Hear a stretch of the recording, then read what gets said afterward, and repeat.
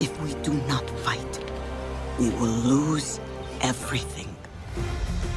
Since its gameplay reveal earlier this year, it's been hard to shake the idea that Avatar: Frontiers of Pandora is essentially a Far Cry game with a sci-fi setting. That's not an incorrect assumption for several reasons. This is a wilderness-set first-person game with plants to harvest, animals to hunt, outposts to assault, and items to be crafted. But during a recent 2-hour hands-on, I discovered that Frontiers of Pandora has a more interesting set of ideas built atop that Far Cry skeleton. I certainly never expected to put the controller down and be thinking more about Mirror's Edge and Horizon Zero Dawn than I was about the classic Ubisoft formula. You must secure the bond with a final act of trust. If you've watched either of James Cameron's box office busting Avatar films, you'll know that the world of Pandora is a vast, knotted jungle of towering trees, floating mountains, and bizarre plant life. The blue-skinned, cat-like Na'vi who call the planet home can gracefully navigate that jungle at speed, sprinting along branches and leaping between boughs. That's exactly what you do in Frontiers of Pandora. Developer Massive Entertainment has effectively made a jungle parkour system that feels like a cousin of the freerunning in Mirror's Edge.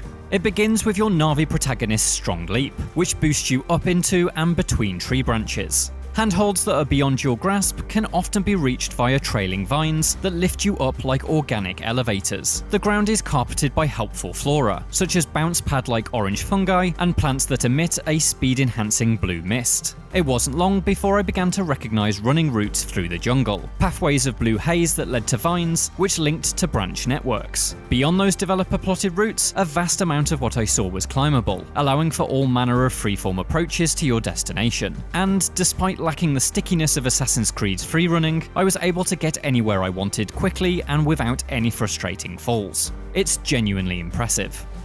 What took you so long? I slowed down for you.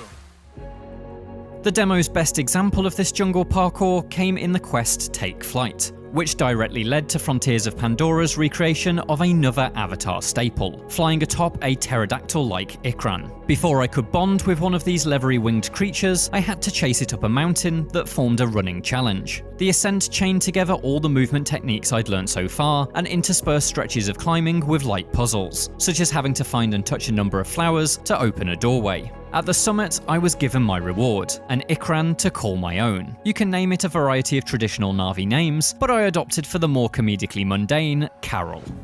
A new bond.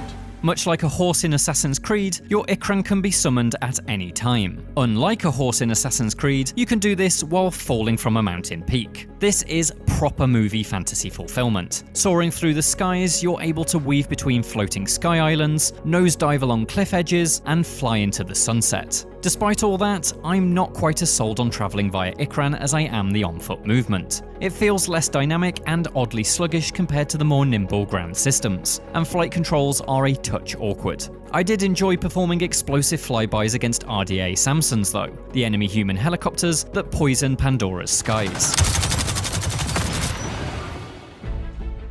As in the films, invading humans are the enemy in Frontiers of Pandora. When it comes to taking them out, there are two broad options: traditional Na'vi weaponry or modern RDA guns. They offer two different approaches. The silent Na'vi bows are best suited to stealth infiltrations, while the loud human guns are for when all hell breaks loose. Not that the latter happened much. At least in this demo, the enemy AI was so brain-dead they barely reacted to allies dying right next to them. Combined with simplistic encounter design, most combat situations proved trivially easy. The humans ideally need to be smarter because they are squishy and thus can't take much punishment, be that from your arrows or a swing from your fist. You are a 9-foot-tall cat person after all. More competent bad guys will provide Avatar with a much-needed boost in challenge. Thankfully, many of the humans are smart in a different way. They stomp around in protective mech suits. These are harder to destroy, but using your Na'vi sense will highlight a mech's weak points, such as the pilot, exhaust vents, or missile pods. This reminded me a lot of Guerrilla's Horizon games, in which you scan mechanical beasts for their weak points and blast them off with arrows. And, just like in Horizon, you can craft different arrow varieties straight from the weapon wheel, refilling your quiver with suitable ammo on the fly. It feels a bit on the nose for Avatar to pilfer from the other Native American-inspired sci-fi with bows and mechs, but I can't deny that this was the more satisfying side of the otherwise underwhelming combat. While I found humans dotted around the Pandoran wilds, my main encounter with them came at one of their industrial bases. This was a welcome contrast to the natural world. All sharply angled steel corridors, bulkhead doors, and concrete floors. Out in the jungle home territory of the Na'vi, I rarely felt in danger, but within the foreign, claustrophobic walls of this RDA compound, my senses were constantly on edge. Crates, hidden vents, and overhead walkways provided simple stealth routes to avoid the guard patrols and stomping mechs, which posed more significant opposition here thanks to their increased numbers. My objective here was to sabotage several systems in an effort to bring RDA drilling operations to a halt. Doing so was fairly simple.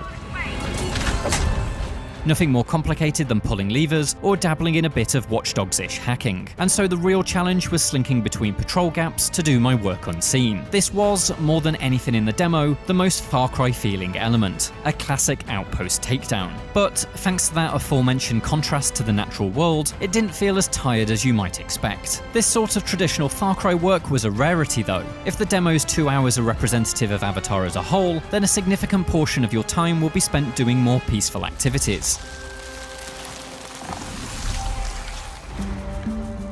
The film's natural world focus is represented here by an increased hunter-gatherer approach compared to Ubisoft's other games. You need to frequently eat to ensure your health bar regenerates, so picking fruits and preparing meals with them is more central to the experience. Seemingly as a result of that, harvesting isn't a single button tap job. You must instead take hold of the fruit and rotate the analog stick to find the right angle to pull from, similar to a lockpicking minigame. You can also hunt, but animals must be honorably killed with a bow. Shooting Pandora's wildlife with human bullets will spoil the meat. Among the side activities on offer were animals tagged by RDA darts, which had to be slowly approached and soothed before the needle was plucked out. This was all achieved by simply holding down one button, and so didn't offer all that much challenge. But I appreciate the thematic dedication to Avatar's nature-loving soul. Similarly, I found a huge rhino-like creature trapped in an RDA cage, and all it took was a few arrows to kill its captors and set it free.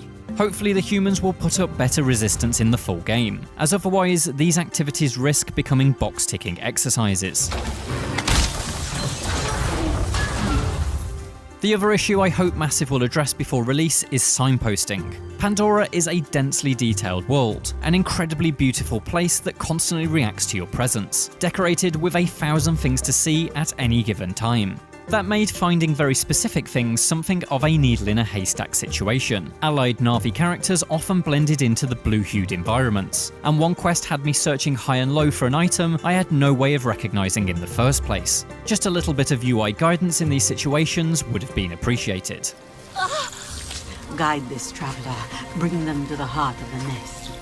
Structurally, Avatar Frontiers of Pandora is going to be instantly recognizable to anyone who has played a Far Cry game in the last decade. But with its jungle parkour systems, flying mount, and increased focus on harmony with the natural world, it is at the very least making some notable changes to the formula. This certainly helps anchor it in the world of Avatar, but it remains to be seen if these additions will be meaningful enough to make the entire experience feel fresh. But as someone who has grown very tired of this particular approach, I was happy to find that I left the demo session curious to see more of what lies among the trees of Pandora's frontiers.